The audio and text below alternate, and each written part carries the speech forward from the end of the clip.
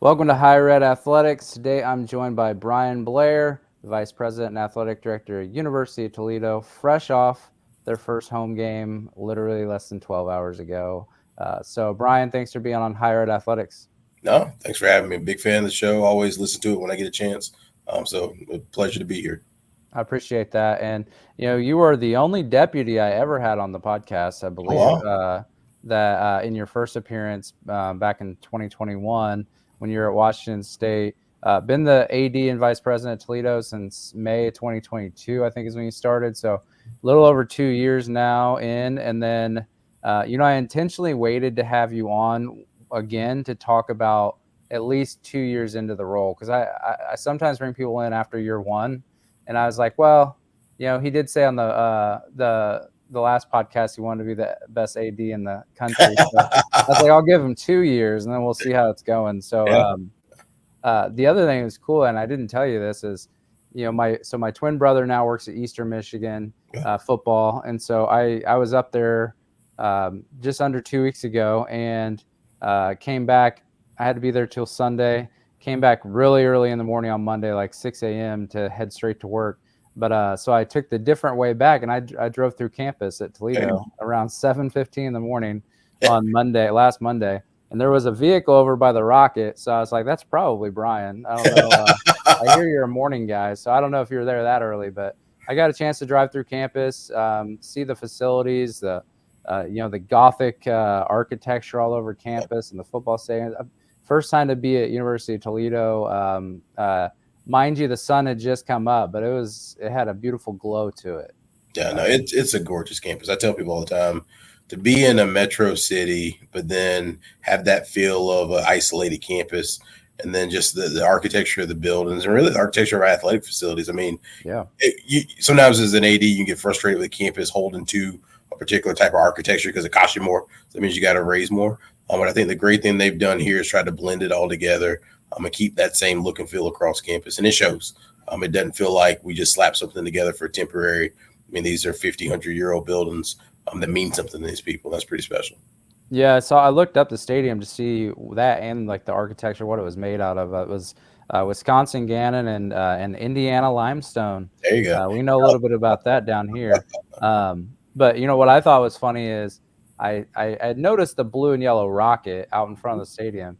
Then I did a little research and I realized that it's actually pointed directly towards Bowling Green State University. Yeah, it's pointing in the right direction, right? Well, and I passed that on the way back too, and got to check out their facilities and their campus a little bit. Theirs is a very different setup, but just a beautiful campus, just over 15,000 students, and it's a great place. I got to drive through town as people are heading off to school, so just it was cool to be able to stop in real quick, knowing that I was going to be talking to you here, and so it gives me a little bit better kind of point of view of what you're working with there, and yeah, I really paid attention to the stadium. I know I've seen some interviews and some stuff in the D1 ticker about your game day experience. So, what kind of improvements did you all make this year and going back to last year too, about for just from beginning to end? Yeah, I mean, I've really challenged our team on two fronts. One, give me ideas that'll get me fired, right? And I say that tongue in cheek, but I want them to think outside the box. I don't want them to stop short and say, "Oh, we can't do that. It's a little too wacky, or a little too edgy, or a little too far out there." Like, let's throw it all at the board. Let me come in and say, "Hey, we can't do this because that's too edgy, or we can't do this because that's too expensive." Like, don't let budget confine your idea making. I think sometimes people get in a creative process and they shut down because they say, "Oh, we can't afford that or we can't do that." And I think that's really unfortunate because you cut off a lot of good ideas that if you come up with the idea first, you can creatively find a solution to get there. I think the other thing I've challenged them to do is think about every element of the game day experience. How can each element be a standalone attraction, right? And so I grew up watching HBCU football. So my dad was a North Carolina A&T grad. My mom went to Benedict. When you go to those games, you probably show up late to the game because you're tailgating, but you make sure you're there by halftime because you want to see the band. And that's always stuck with me because the band was a standalone feature set aside the football piece, right? And so I say that not to say that band needs to be our primary focus, but it is a focus for us. But every single element, how can it be the HBCU band of our game day and bring people in? And so you say concessions. what can we offer at concessions that you can't get anywhere else in Toledo? And say, you know what, I would go to a Rocket game just for that smoked turkey leg that they serve. Or I would go just to see somebody in the dunk tank after every touchdown, or the fireworks, or the flyover, or all those other elements. And so we've really tried to stretch the bounds about that. So we did last year, we did a touchdown tank. They got a lot of national notoriety, and it was one of those ideas that I was sitting in the meeting, the marketing team's going over all their ideas with me. I'm like, yep, that's probably the one that's going to get me fired. That's the one that I don't initially feel comfortable with. And the more Depending I thought who about you put in it, I guess. I did. Well, so I mean, at the end of the day, I said, why not? Why not give it a shot? If it works, great. If not, we'll go back to the drawing board, because I think you need to give people the room to experiment and fail. But luckily for us, it was a huge success. Our president was the first one in it. I was one of the last ones in it in November, but there was a snowy Maction night, and we had a young lady in there, and snow's falling. She's sitting there dangling in a dunk tank, getting dunked over and over again. And then USA Today, Sports Illustrated, CNN, everybody picks it up off the ESPN broadcast. That's the benefit of being on Maction, right? You get a national audience and they notice what you're doing. But I think that's one example. This past, just last night, we had a flyover with 4 jets come before the game, and that was really cool during the national anthem. We follow that up by our engineering school has a Rocket Motorsports team, where they build a race car every single year. Every class builds a race car, and they customize and they race it. So we partner with our engineering students to actually lead the team out of the tunnel. So everybody has a train or a car, 4-wheel or whatever. But for us to have our engineering students lead our football team out of the tunnel, hopefully bring some engineering students that wouldn't otherwise attend game day closer to what we're doing, but also on a campus that's driven by enrollment and an athletic department that's heavily subsidized by campus, we need to make sure we're service-minded back to our campus. And so that's been something we've tried to do throughout, whether it be the student experience or how we weave students' fraternity life into our game day equation. And I think it's paid huge dividends. I mean, we had the best crowd we've had since 2019 last night. And I expect that to be the third highest this season. We've got 2 others that we're going to exceed that number. So we're breaking records, and we're having fun, and we're breaking expectations and doing things in a fun, wacky way where people are smiling and having a good time. Yeah, and I think it was as a dad, I mean, a Thursday night game would be cool, but you might have even had more families you might have more on a Saturday when our younger folks can come, but the crowd still looked like it was really good. Obviously, the team performed really well. I was streaming it on ESPN Plus, and yeah, they look good. I saw a freshman receiver catch the ball, and he just blew right by 2 people for his first touchdown. True freshman. That's pretty cool for him. I kind of want to go to the post-game evaluation process. And obviously you're in really early. We're recording this early in the morning on Friday. You literally just had a game that ended after 11 o'clock last night, I believe. And so what is as an individual, you're probably thinking about this during the game and from the game, maybe taking mental notes. What's your post-game evaluation process as the AD? And then once your whole team comes together, what's kind of the review there as a whole department? Yeah, I think a couple of different phases, right? So I keep a notes tab on my phone for each game. And as I'm going through the stadium, pregame, postgame interactions, it may be somebody I need to follow up with. It may be, hey, there's too much, the line's too long at this concession stand, or the restroom's dirty and nobody checked it or whatever. But I'm keeping those ongoing throughout the day. Or this went really well, we need to do this again, or double down on that. And so I take really good notes throughout, or as much as I can when I get a break, or I'm in an elevator, or frankly, I go to the restroom. I got some private time. I can just type a little bit away from the crowds and other things, because my game days are so hectic. I think the other thing is tasking our staff to establish checkpoints. And so one of the things we did this year that we haven't done previously is I had my deputy say, hey, circle up with everybody at the end of the first quarter or halftime and get all the different units. So facilities, security, marketing, everybody, what's going right? Are there any big red flags? Because so often you have a game day and everybody's running in so many different directions. You have a problem that could have been solved in the moment, but there's not enough communication because everything's going all at once. And so to be able to check in and say, hey, this is happening, let's fix it by the second or third quarter. So then we had a problem, we addressed it immediately, not we lost one of the 6 opportunities that we get to deliver a fan a really great experience. So I think, one, checkpoints throughout game day are critically important. It could be just a group text. Hey, everybody doing well? What's going on? Any big problems?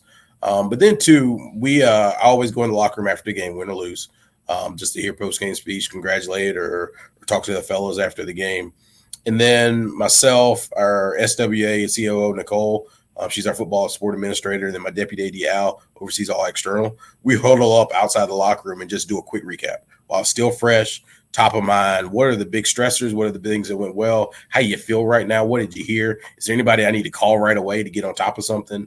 Or let somebody know, hey, this went right or this went wrong or vice versa. Any fundraising conversations we need to follow up on immediately are good news.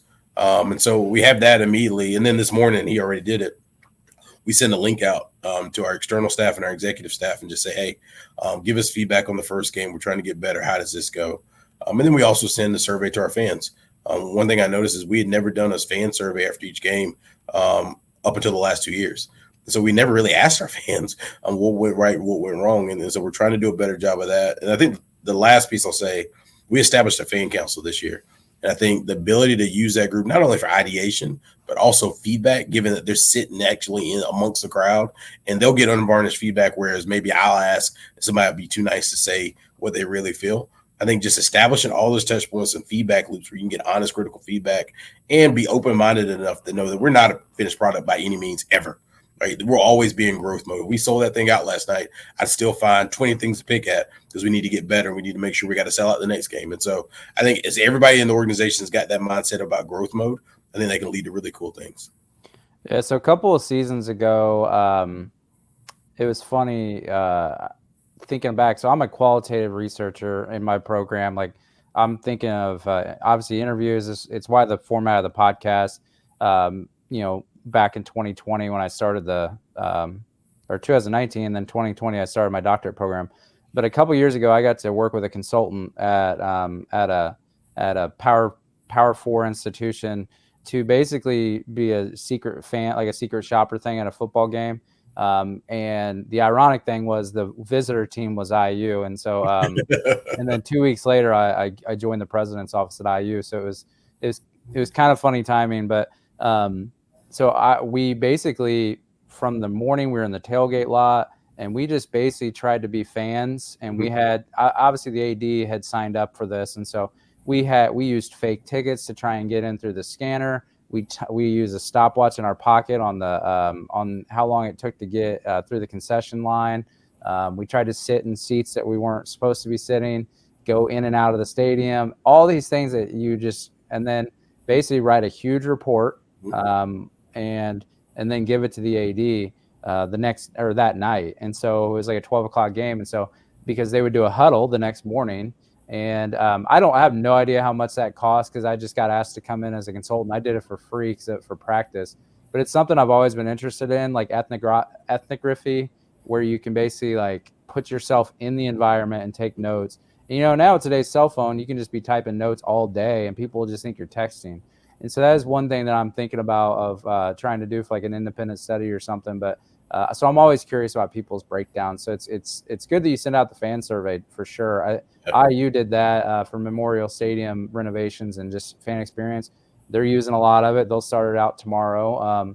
I think it's a great idea to send out a game like that, or a game survey. But yeah, if you ever need a free secret shopper, I'll come over to a game. Yeah. Well, I'll tell you, I oversaw concessions at Washington State, and we use within our game day, we use Secret Shopper a lot in that context, and that's something that we actually do here. I didn't mention it earlier, but something that we bring people in and say, hey, go as a casual fan, tell us what's right, what's wrong, what you got away with. Yep. I think the thing that I'm looking forward to expanding that is not just to the game day, but all of our experiences externally, right?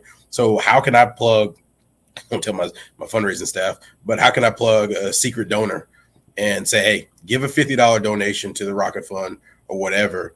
Let's see how you treat it, what the follow-up looks like, what you receive emails about, how often you have touch points, how often we ask you to elevate your giving level and or they say thank you for your giving level. How are we moving you along through the process based on how much you're giving? I think that's a really cool. And I think same from a ticket sales standpoint and calling into our ticket office and seeing how you treat it and be that disgruntled customer, be somebody that's got a problem and understand how you bet. So I think that idea of the secret shopper, one thing I think all of us in college athletics could do is maybe expand that a little bit further. It'd be hard to do it from the student athlete perspective because I do think our student athletes are our customers. But how do you plug a secret student athlete shopper almost to give you a better idea of their experience? Call Eli Manning. Yeah. They turn that into like a Hulu show. Yeah. But I think the same for the general student, right? Like we're big on our students because we're, again, enrollment driven, heavily subsidized. We've got to serve the students. And so our student tailgate, we've moved it and we did some really cool things with Barstool and some other groups. How do we continue to refine that? Well, I need those students to give me honest feedback. And so, again, feedback loops are critical, and the more you can use them and get honest feedback, which is hard sometimes from my chair, but when you can get honest feedback, that's how you get better. Oh. That's when you know you're there too early for the audio. His motion sensor lights just went off in his office. At least you hope it's that. You might need the generator might need to kick on. There we go. We got light. That's when you know you're the only one there still. Thursday night football Great game. sustainability methods around here. Yeah. You know, you said something about that generated just an idea that not an idea, but a concern. Obviously, what happened at Florida A&M with the donor issue with the basically the university got duped by a donation, like the biggest donation ever, and it never went through. And so it wasn't an athletics thing; it was an institution. But do you think your team and I know you all have an interim president too right now, but across higher ed, I mean, I'm sure people are re-looking at their everyone wants to get, you know, the verbiage out and the announcement out of a big donor or prospective check. But do you think there's people around the country that are reevaluating how they do that as far as internally? Because it sounded like it was like the Chronicle of Higher Education did an article about how it just basically wasn't vetted appropriately and kind of rushed out for the announcement. Yeah. I mean, I don't know a whole lot about that situation. Other than just in general, like the idea of it. But I'd say generally speaking, yeah, you got to be careful not to rush out. All money is not good money. Nothing in life is free. And I think I abide by that principle to a core, and my gut usually tells me if something feels wrong. But I will say this on the flip side, I think we're all searching for new revenue streams. We're all trying to be more creative than ever in terms of our donor mechanisms. I mean, we've had a lot of conversations about donations coming in and how maybe we use insurance to elevate the impact of gifts long term, and how you can utilize different methods to kind of increase a level of giving. If you give 5, how can I turn that into 7 via some creativity? And so I hate to say it, but I think you're going to see more of that moving forward, where you're trying to think outside the box, and sometimes thinking outside the box or being a little too adventurous or maybe going a little too fast can bite you. And so you've got to make sure you double, triple check. I'm a big fan of getting somebody objective to look at it and tell you if it's the right move. Like if I'm working on a gift of substantial nature, we're saying $10, $15 million, and something doesn't smell right or it's a little too wacky or outside the box, what do I need to do to have somebody else come in and verify, hey, this is a wise decision. We've looked under every rock, stone, and cranny, and to pay them a chunk of change for a $10, $15 million gamble is well worth it, right? And so I do think that the checks and balances, when you're straying outside of just I'm cutting you a check and I'm giving it, need to be done. But I also think, at least what I've heard about that situation, those situations are few and far between. Yeah. Hopefully that's not something we run into commonly, but I do think as all colleges, not even college athletics, but higher ed, start to get more creative, we're going to have to have more checks and balances. Yeah, for sure. You know, I do want to move on to some other things, but I just want a couple real quick other things I liked about your guys' game day experience, because I also attribute that to the website. Because, you know, if you're a visitor, you're checking the website for things that are going on. I really like that your website has a chat bot that is basically prompted, and it very much fits for the fan. And then I also like that you have like a pop-up window that's not a splash on the page, but of your like 15-minute video of like I think a rocket reporter when I went to the website. So just more just commentary on my end that I really like those two things I wanted to share. I think I don't see that on a lot of websites, especially the chat bot. I think it's really well done. I appreciate it. I think that communication and a focus on digital is more needed than ever before. So I really yeah, I think that's great. I do want to go to relationship with the Toledo Blade. So news outlet in town. I don't know how many there are in town, if it's the main one or whatever, but you know, in D1 Ticker, I think you did like a 2 or 3 part interview series with them, but I see some articles about them, and you know, you go to their website, they everyone wants journalists to be critical, and I'm sure if you all do anything wrong, they'll be the first ones to be critical. But as far as a component and a kind of a voice to the community, I really think that with you and your team, that the story of Toledo is told really well through that outlet. And can you maybe talk about just how that relationship had it already been established? Is that something you kind of had to work on when you got here? But it seems to be if I'm a fan in Toledo or I'm not a fan in Toledo, I'm learning a lot about Toledo. Yeah, and that's very much intentional. We're really focused on telling our story because I think we've got one of the hidden gems in college athletics.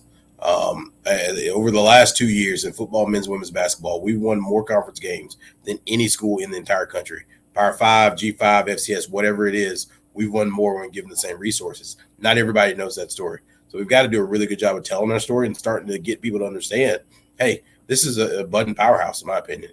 It's one of the institutions that's got the ability to take a whole new leap, given the location in Ohio, given the fan support, given the fundraising support. And so we're working hard to tell that story because we want a broad national audience to understand our opportunities. I think as it relates to the Blade, one of the things even on my interview process, I'll tell you two stories. One, the search committee asked me a lot about relationships with media because the relationship with the Blade had not been good for the university as a whole. I think going back 10, 15 years ago, it was really bad, actually.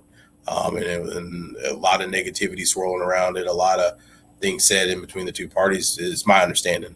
And so they were, how do you handle that? Well, the great thing is I'd worked with Mike Leach, God rest his soul, at Washington State. If you know anything about Mike attracted so much national media.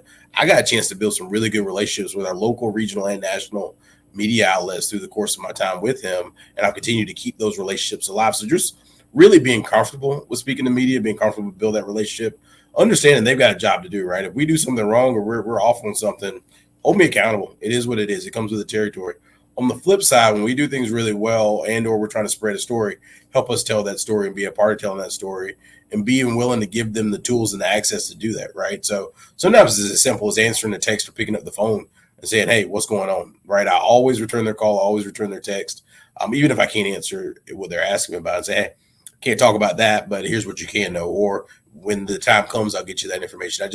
There's got to be some trust and transparency with that, and it can't always be fluff, right? If something's wrong, tell them it's wrong and say, hey, would you mind holding that 30 minutes while I at least try to communicate to the people I need to communicate, or vice versa. And they may say no because they've got a job to do, just like I can't tell them certain things. But I think there's a mutual respect there. And frankly, I mean, I think we've been really successful thus far and done some really cool things that I think have allowed them to tell the story in a positive light. So I think that's a piece of it. I also had an AD at another MAC school, and he or she told me when the job came open, she's like, the only bad part of that job is the media. I was like, what do you mean? And she's like, they're all over that place, and if anything goes wrong, they blast it to the moon. And I think that's part of it, right? Because certainly we've got the Blade, and that's the dominant newspaper here in town, by and large, from a storytelling standpoint. We've got a bunch of local TV stations too, just in Toledo. And because we don't have a professional sports team in town, we are the show, right? So we get the front page headlines from the sports section. So just earlier this week, ahead of our first home game, we had the biggest news station in town broadcast from inside our football stadium. Their entire morning show was nothing but Toledo Rockets, right? That does not happen most places. They don't bring their personalities, their set, their trucks, everything, and invest in broadcasting from the stadium during practice. But to have that is incredible. And that's, again, this community is our superpower. I think our local media is a big example of what that looks like. And hat tip to Dave Briggs and Kyle Rowland. I think they're two of the more talented writers I've ever been around in my entire career. We are blessed in Toledo to have some just incredibly talented individuals that do it the right way, build really good relationships, but are really educated on college sports, college athletics as a whole. You don't have that everywhere, trust me. Yeah, I mean, the fact that I recognize those names, yeah, it tells you that they make it into the ticker quite a bit. That's why I hear it. So I think it's awesome. You know, I worked for 3 years as assistant AD at a D2, University of Indianapolis. You know, it was a private school, 5,000 students. You know, we were winning national championships in like baseball, doing other things, like getting to the playoffs. Football was always winning their conference. But you would never, it'd be like the back page of the newspaper here in town because you got Notre Dame, you got IU, you got your Purdue. I think it's really good that, and obviously Toledo being an FBS D1 makes it different. And Toledo is bigger than just, but there is a lot of attention on Ohio State and teams like that. So the fact that they still kind of focus in on their territory and they understand their reader, I think is really good to help tell that story. And kudos to you all for building those relationships to not feel like they're out to get you all the time. You need it's mutual respect, but it's also mutual benefit. Yeah, I mean, right? Ohio is a really populous state, so there's a lot. Big. I don't think people realize how big Ohio is. And you got major cities. You got Cleveland. You got Columbus. You got Cincinnati. And Toledo's the fourth largest out of those four. But I'll say this too. I mean, we're the most successful athletic department outside of Ohio State in the state. If you look across basketball, 4 straight championships, women's basketball, 3 straight championships, football, the best 2-year period we've had since 2001 with top 25 appearances and the second longest bowl streak in the group of 5, second to Boise, right? So we got to tell that story, though. Like, people don't realize, say, oh, Toledo, that's great. They're a MAC school. Like, no. Take a look at the numbers. Take a look at the level of success. We're just getting started, too, right? And so I think our reporters and our media have kind of rallied around that notion after they do their homework and say, wow, this does jump out compared to a lot of other schools in the landscape. We're not sure we're getting the notoriety we deserve. And so it's a little bit of chip on your shoulder at Toledo, but I think that chip allows us to tell that story in an effective fashion. Well, and you get, men and women's basketball always have a pretty good chance to make a tournament. Football, now you get a chance to make the playoff. I mean, there's going to be that spot. So it'll be interesting to see how the attention that would get. Speaking of attention, I kind of, and just looking into the future, one thing that I did notice, and I didn't dive too deep into your strategic plan, and I know they're always fluid, right? Like I've been working on IU 2030, like the strategic plan, like when I was in the president's office. I see that it's fluid and everything, but usually they're 5 years or so. Some people do more. One thing that was in ADU, you and Pat did at Washington State, was really be very transparent about your process for your strategic plan. And you were, from what I understand, really the architect, or at least the everyday person with that. So did that really kind of influence how you approached a strategic plan at Toledo? Things maybe you learned to do differently, and because I think it started under you, right here. Yeah. I mean, I'll tell you, I love strategic planning. Frankly, I think it's probably more of a function of how my mind works than anything else, right? Like, I'm big on, okay, let's identify what we're trying to do, and then let's take a step back and walk through all the steps it takes to get there, and then let's follow those steps, right? Like they say, well, it was in the Marines say, how you eat an elephant one bite at a time. Like, that's how my mind functions, right? I want a big, hairy idea. I want something that's a stretch goal, and then let's map out the steps that we want to get there. And so when I got to Washington State, even when I interviewed, Pat said, hey, you're going to do 2 things. You're going to oversee football, you're going to do our strategic plan, and then I'll give you some other responsibilities. That's literally all I knew when I took the job. And then even after I accepted the job and I was moving to Pullman, he kind of rounded out the rest of that portfolio, frankly, to help make sure I was having an impact there, but also set me up to become an AD. And we had that conversation transparently. I think when he gave me that opportunity to run the strategic plan, I think he thought, okay, we'd run a normal process. We'd have a PDF document. We check the box. I took it as a challenge to blow his mind, quite frankly, with the strategic plan and add a little bit of fire and energy to the process, because what you had there was a new AD and a new administration coming in and blending with the older administration and the settled coaches and trying to say, hey, how do we all come together and pull in the same direction? But also, what's unique about Washington State and how we turn the corner to take that next step for whatever we wanted to do and be. I think that process was incredibly collaborative intentionally, right? It wasn't one of those deals you just do in your executive staff, your cabinet. We included all of our coaches, all of our staff, our student athletes, the community members, the like. And I saw a lot of success in rebound. And actually, Washington State's campus and all the campus systems used our process as a template for their system strategic plan. Yeah, so they pulled me in to have the conversation about what we did, why we did it, and they followed that template for the entire system, which I think is a really cool badge of honor to have a university system that large and that prestigious say, hey, athletics, you did a really good job for your plan. Let us take some notes on what you did there. And so we utilized basically that same template here at Toledo, probably even broader than I did at Washington State, just by the virtue that Washington State's in Pullman, the community is not that large, and many of your alumni don't live there. Versus here in Toledo, being in a metro, so many business leaders, CEO, Fortune 500, Fortune 200 companies here local, and to be able to tap into all that brain power. So we did our first retreat. I partnered with Huron. Dr. Kevin White came in and spoke to our staff.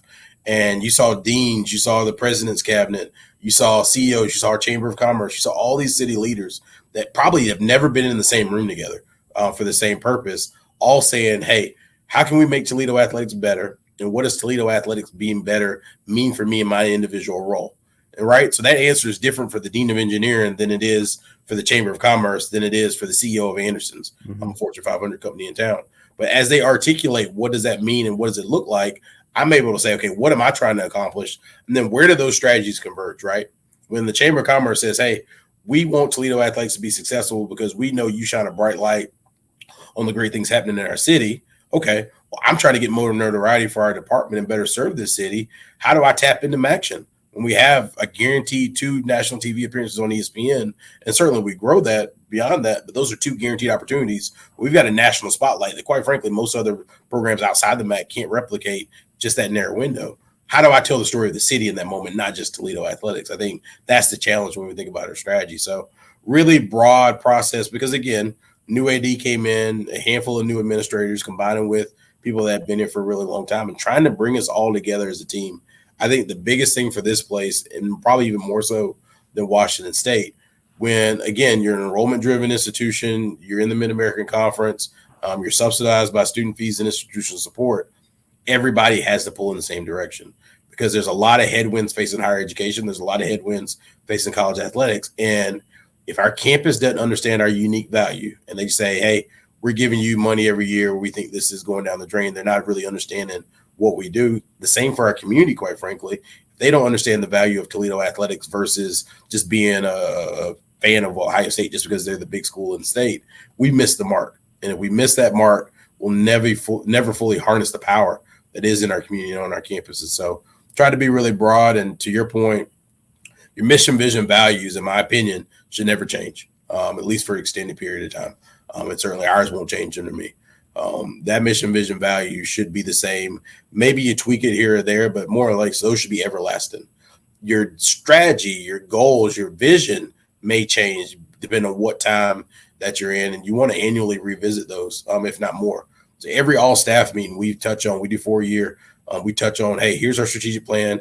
Here's the goals that we laid out. Here's the progress we made on some of these goals. Here's an example of somebody taking the effort that moves our strategic plan forward. And then every summer we bring a group back in, broad stakeholders, to revisit and say, hey, what's right, what's wrong, what needs to change, where are you at, or what do you like about what we do? We continue to move ahead. We built our 6 steps off the book Good to Great. That's one of my favorite business books. I've read it a number of times. And that idea of a flywheel and taking momentum, using the flywheel to generate more momentum and more success. So we mapped out those 6 steps that go in one big circle and say, hey, if we do this, this, this, and this, it equals this and brings us full circle. And so we've challenged ourselves to stay true to that. I think in this new environment and what's coming down the pike in college athletics, we're going to have to continue to stay true to that, quite frankly, and double down on what's in that plan. I also noticed, and some schools have been going to this, but Ren Baker, one of my favorite ADs to follow and that's been on the podcast before. So Ren was similar to me in that he likes to buy domain names or URLs. And for a strategic plan, I think it was like Light the Tower or something like that.com. I noticed it, and it was a separate web page. And part of his thinking was, a website can get too clunky if you're just going to the regular website and you want to be able to, I think, be out fundraising and trying to talk about the strategic plan. Give them something that they can easily remember. Don't make them go find it, right? And so I noticed you all have kind of a obviously it's linked to your athletic page, but you have your own URL for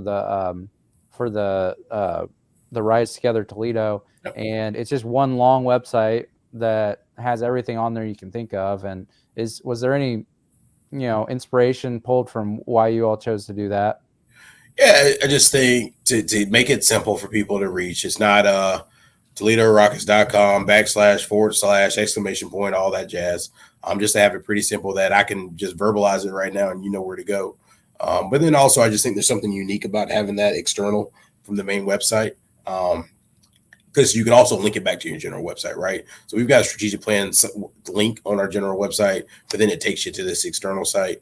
We had a local group, build that site for us, film this information and the videos and the like that's in there, try to help us keep it fresh, but also knowing that if we protect that domain, we could use it for future purposes, maybe in a different context. And so Rise Together has been a rallying cry around here, just because I do believe if we do what we need to do, if our university does what it needs to do and our community does what it needs to do, all 3 of us would have unprecedented success, but together and doing it the right way. And so that Team Toledo moniker has been a staple.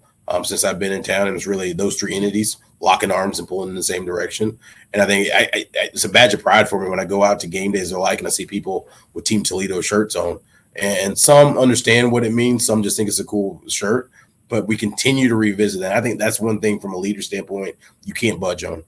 You've got to constantly revisit the same points and be consistent with your message. Otherwise, it gets lost in the fray. And I think that consistency has resonated over the last 2.5 years. Well, I'm going to combine a couple of my questions here for sake of time. But one thing that I've noticed, so in my program, I'm in higher ed administration. My dissertation topic is presidents and college athletics.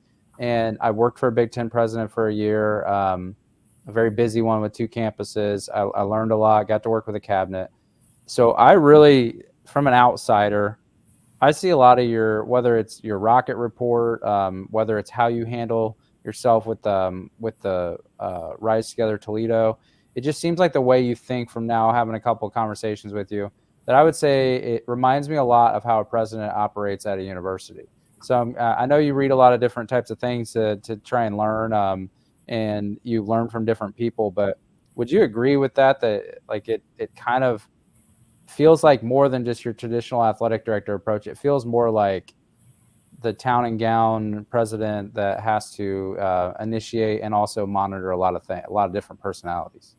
Yeah, I mean, I by no means think I'm as important or have the same. Well, just your approach. Right? But I think the approach to how you do it, and again, the town gown relationship is critically important to our success. I mean, quite frankly, if you look at a lot of our MAC institutions, a lot of them are very similar in terms of size and enrollment type of school. I think the one differentiator is the community that you reside in. I happen to think we've got the best community out of all the MAC institutions. I think we've got the largest, the most vibrant without a professional team. I think Buffalo's the next closest, and they've got 2 professional teams, right? I think being in Ohio and this recruit footprint, 45 minutes south of Detroit, is a huge advantage for us. We are the most centrally located team in the MAC. So we travel less than everybody else. We get more rest than everybody else. And so we've got these opportunities to tap in. But if we just try to do it on our own and don't invite the community to be a part of this, and again, don't invite our campus to be a part of it, we're never going to reach our full potential. And so my calling card has been, how do we communicate to a broader audience and get them to understand what we do, what we're about, and how it helps their mission and their strategy for their own organization, for their own purposes. So they want to be a teammate with us, right? And so that goes to our faculty members. How can I show them how a vibrant athletic department or what we're trying to do helps them in the College of Business or the College of Pharmacy or vice versa? And the same for our business leaders. And so with that, we have to communicate like that. And so that rocket report has been something that early on I did a handful of them by myself, just because I kind of had that as one of my things I wrote down in a notebook. Hey, when you're an AD one day, this is a great chance to communicate in a broad fashion. And then since I brought on some of our staff, Al Thompson from Texas, Paul Helgren in our communications office, some others, they really help pull that together each month now. Say, hey, what's going on in the department? What does it look like? Hey, Bryan, here's some ideas, bullets of what we want it to look like. And then I'll say, hey, let's make sure we add this, or let's make sure we talk about this, or this is really important. And we always end it and start it the same way. 1, celebrating. 2, ending with hope and what the future can hold. Because I don't want to celebrate any accomplishment without saying, hey, let's put our gas on the pedal and go further, right? We just won our 3rd straight Cartwright Award. Well, we ended that notion, or I ended my quote at least, saying, hey, this is the start, not the end. Let's take the next step. Although we're doing some unprecedented things, how do we make it a step further and keep that foot on the gas? And so I think that communication pattern is kind of fallen into it, but I do see the similarities that you discussed in terms of the presidential piece and the like. But candidly, I think that's the modern athletic director, what you got to be. I think you got to be part politician. You got to be part communications expert. You got to be crisis communication. You got to be a great fundraiser. You got to manage all these various stakeholders. You need to be empathetic to the young people that you're serving, because I feel like maybe in some ways they're going through more than they ever had before. And oh, by the way, you got to be able to have fun with all that stress going on and a changing environment. And so, yeah, I think you got to be a little bit of a unicorn. I'm not sure I'm a unicorn, but I'm trying really hard to serve all those masters. Well, it kind of feeds into what I wanted to talk about more across the country. You know, I was tracking these on my own spreadsheet because I'm kind of a nerd like that. But there are a lot of AD changes this year. Curious if you're seeing any trends in the backgrounds of your counterparts bringing to the position at different levels of D1, because there really isn't too much of it, other than I think that a lot of interims ended up at least more at the subdivision levels of D1, like FCS. I feel like a lot of them, and non-football, quite a few. It felt like were interim hires got the permanent post, which it's good for them. They got a trial period. They typically have been in the department for a while as the leader. But any trends you're spotting, if you even, I'm sure you still pay attention to it, even though you're already a sitting AD. Yeah, I mean, I think it's cyclical, right? I mean, I think you had a large class of sitting ADs that have been in roles for 5, 10, 15 years, kind of as a group, right? The Mount Rushmore of ADs, and a lot of them are retiring. And I think that's caused a lot of ripple effects. And I think for so many years, you had a lot of G5 ADs getting pulled up the ranks to some of those spots. And to a certain degree, you got a lot of newer G5 ADs that, right, are kind of getting primed and ready, but not maybe ready to make those jumps. I think you're seeing a lot of Power 5 deputies get opportunities. I do think in some presidents' minds or search committees' minds, they want to hire that logo in addition to a great individual, and they'll take a logo and a great individual with opportunity versus taking somebody that's been sitting in the chair for a while. And I think you're seeing a lot of committees there. And I think the other thing is, it used to be like if you were in a search, the individual with that came from a development background kind of had an edge, right? Because everybody, we need money, we need to fundraise. I think now you're starting to see it turn kind of twofold. One, lawyer / policy / governance, understanding that. Two, revenue generator aside from fundraising, right? It's ticket sales, it's sponsorship. It's, hey, we think the pros do it way better than we do, and we need to get somebody from that background that can drive revenue more like an NFL or NBA team. I honestly don't like some of these stereotypes that are popping up and say, well, traditional AD can't do this. We need this guy from the New York Yankees because he knows how to unlock X, Y, and Z. Well, there's a lot of things that guy or girl doesn't know too from not coming up through college athletics. So I think sometimes we're searching for the silver bullet, and the silver bullet doesn't exist. I think talented people exist in all facets of life, all facets of industry. And I love the idea of people coming from different industries and offering new perspectives to what we do. But the stereotype people in the boxes saying you can't do this, you can do this, vice versa, I don't think it's fair. I think what I've seen is a lot of individuals I grew up in the industry with having a lot of success in the chair and as ADs. And so I look forward to kind of what the next 10 to 15 years brings. Because now I'm at a point where I go to the AD meetings and I see so many people that were peers at NACTA or NACMA or NAC or all those things. Now we're all sitting in the AD chair. And then one day we'll all be at different spots. I'm going to be interested to see where life takes us. But we'll get a chance to have a hand at running college athletics. And I think that's pretty cool. And I think hopefully it exists in the way that it does now to the degree that it's tied to higher education. I think a lot of other things are going to change in the meantime. But I hope we always stay tethered to higher education. So I think that's critical, and that's critical to my own personal why. Yeah, I think it's if people can pull one of the cool things about D1 Ticker and so many people writing about interviewing athletic directors just in print is you can hear about a lot of ideas right now. I feel like during the pandemic and then really during the first part of this change to the NCAA governance system, that some people are playing a little too close to their vest about like they didn't want to share what they're thinking. I feel like in the last year we started to see more people think more clearly about different revenue streams.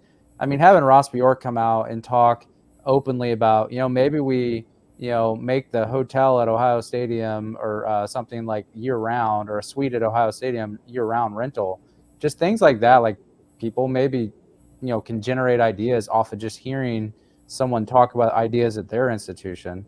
So I think that's really cool that people are being more kind of open about their ideas, because you probably can't do the exact same thing at your school, but it can really kind of get conversation started with your president too, or your development person. The other thing the trend that I've noticed is, there are a lot of, not a lot, but there's some sitting ADs at the FBS level or non-football level that then go take a deputy job at a power institution or just a bigger institution. And, if salary is the answer, or you at least need to keep it, the salaries are probably the same taking that job. But maybe you get to either not stress about everything, or maybe you really want to target one area, like you're a smaller portfolio but on a bigger stage. And if they start seeing like, wait, these deputy ADs are getting these other Power 5 AD jobs, or I don't know, it's just kind of interesting. You saw recently Tim Duncan. That was a unique situation because he's going back to where he was from with Memphis as an athlete. But then you got Eric Wood going from LA Tech to Ole Miss. A couple other ones that have happened, but just that'll be interesting to see if that continues to be a trend too. Yeah, I mean, I think the thing you said about idea sharing earlier is a piece I latch on to, right? And whether it's D1 Ticker, SBJ, or Sports, or any of these other publications, I'm big on looking at ideas, not saying, hey, can I do that? But how could that fit at Toledo? And everything can be scaled, right? Everything can always be scaled. And sometimes we get caught up in, well, that's only for Texas. I can't apply that here. Well, yeah, you can. It's just to look a little differently. Or maybe the impetus of why that idea popped up could be something that fits what you do, and vice versa, quite frankly. I mean, we rolled out our brand new creative studio, and we were the first in the country to have that. I'll tell you how many schools have called and said, hey, how'd you do that? Why'd you do that? And yeah, they maybe have a budget where they can do it way bigger on a grander scale, but they're scaling what we did at Toledo just at their scale and vice versa. And so I think ideas are always subject to be poached and made better, right? And I think that's the cool thing about our industry and the collegial nature. And I think you're right. I mean, there's a lot of ADs saying, hey, I'll go back to be a deputy or vice versa, or all the change going on, I want to be on the Power 5 side to see it through. I think that all depends on situation too. I think some of these jobs are really, really hard. It's hard to win. It's hard to fundraise. It's hard to sell tickets. It's just, they're hard. And you got to say, okay, do I want to do that for the rest of my life, or do I want to look at a different opportunity? I think I'm really fortunate to be at a place that's having a high level of success, that our ceiling's really, really high. And so I like where I'm at right now. And I think it gives me an opportunity to dream and dream big, but also go to work with some creativity every day and be the person, frankly, at the top of the pyramid that kind of has a little bit of finger in everything. And that's something I found a whole lot of fun in. Well, I do know you're always learning. We've talked about this a little bit, but what skills or topics are you trying to get better at, even as an FBS AD, that maybe you feel like you need to improve on, or just trying something new? What are you looking to learn? Yeah, I mean, curiosity is one of my 5 core values. It's something I take seriously. I think right now you've got so many things changing, right? I think one, how to navigate and lead and change is a topic in and of itself. I know Commissioner Sankey tweets a lot of books out, and I'm always looking, say, what is he reading? Because I just think it's fascinating to see what somebody of his stature is reading. And he's tweeted out some really good books on change management and leading through change. And because nothing that we're going through is unprecedented, right? Maybe unprecedented in the moment for college athletics, but other industries have gone through all of this and more, right? So you can learn a lot of lessons from all that. I think also this roster cap management idea, and seeing what professional leagues are doing in that space. I don't know if that's the way things are going to head, and I'm not sure what that means for a place like Toledo, but I think that's an opportunity for me to sniff around a little bit and get a sense of, okay, what does that look like? What expertise, what does the staff structure look like that applies to that? How should that look? And the like. I think dealing with our young people and mental health is another one that I don't think, quite frankly, is getting enough attention. I mean, I saw a stat the other day that mental health is the second leading cause of death or something like that in terms of taking your own life, only within college athletics. And so this idea that we don't talk about that, and we're so focused on house and all these other things, and those are important. But if we got young people losing their life over this, that needs to be risen to the top of the ranks and getting more conversation. I'm not sure it is, and something we need to focus on. So always trying to read and get better, but also, to your point, SBJ and D1 Ticker get your mind rolling in new fascinating ways all the time. And if you went through my Google search history, you'd be amazed how many rabbit holes I can go down, or YouTube trails I can go down, in terms of what started as an idea that I saw at Eastern Michigan is now turned into me thinking about a whole new way of applying it to Toledo. And so I think that's the fun part of the job, right? The exercise that mind and get really creative and take chances. Why not? So instead of gray turf, you're going to get gold turf. Is that what you're saying? Yeah, that might be. I might be looking for one of those deputy jobs you talked about if I do that. I got to go on that turf the other day. You know, they got rid of their track. They moved it outside the stadium and put new surface down. It's really nice. So you guys don't play there this year, do you? Football? I don't know if you guys play each other this year. I don't, but I'll tell you this: Scott Weatherby is one of the most impressive ADs in the country, in my opinion. So hopefully you got to spend some time with him, or you can in the future, because he's really, really sharp and he likes to think outside the box. So I always listen when he speaks up. Well, hopefully I'll be going to a game, so maybe I'll get to talk to him, pull him in for a podcast. But yeah, I am catching some action this year. I'm going to, Julie Cromer is one of my favorite ADs in the country at Ohio. She's everybody's favorite AD. Well, you know what? Probably the worst thing about this podcast experience is I lost about 5 interviews. Lost the file, couldn't get it back, had audio only. It's before I went to video. She was one of the first people to say yes to being on the podcast. So I lost like episode with her, episode with Ross Bjork at NACDA, Mitch at Kentucky. It's just I lost some really good ones. Rob Mullins at Oregon, which was in person. But Julie is someone I got to get back on the podcast. But I am going to Eastern Michigan plays at Ohio in November. I'm going to freeze my my skin off, but I'm going to go to a Maction game in Ohio. So I'm looking forward to that. And I can't let you get out of here without me giving a book recommendation or two. And then I think we both read Ride of a Lifetime. I think we talked about that on the last pod. One of my favorite books still.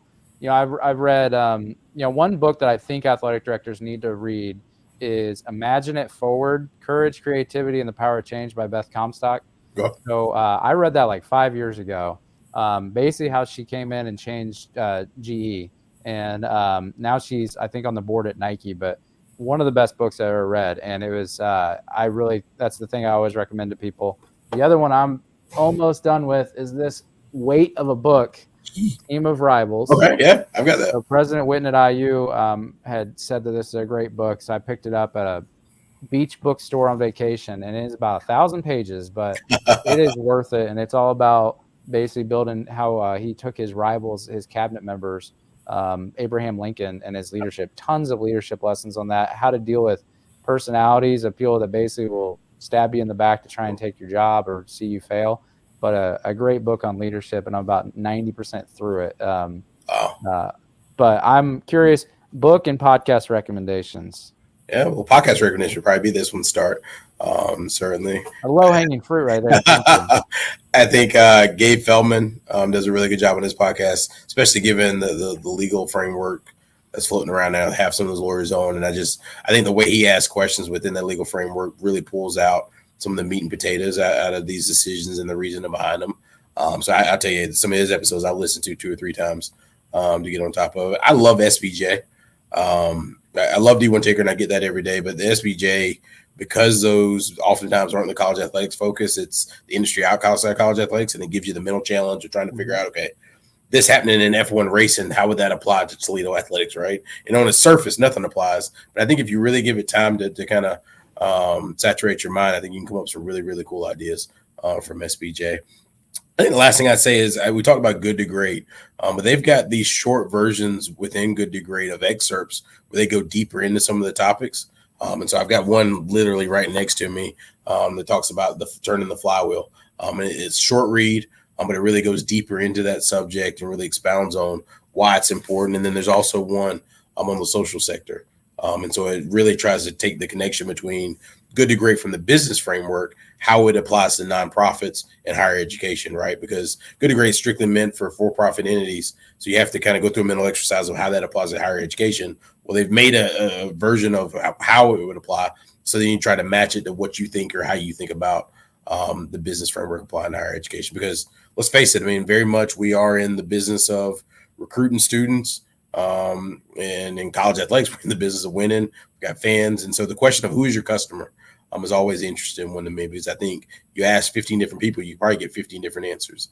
But always trying to refine that question and make sure we're focused on what we need to be focused on. Well, Toledo Vice President, Athletic Director Bryan Blair. Bryan, it's thank you for coming back on the podcast. I'd say you're well on the way to becoming one of the best ADs in the country. I think you're visionary and curiosity is something that hopefully people pick up on this, and people will really get a lot out of this interview, in my opinion, and something I always strive for with the people I have on. So I appreciate it. No, well, thanks for having me. I apologize for my sustainable lights cutting off without the motion. All that means is you guys are probably an what is it, green certified building. We are. So that's all that means. We are. We're saving the earth one day at a time.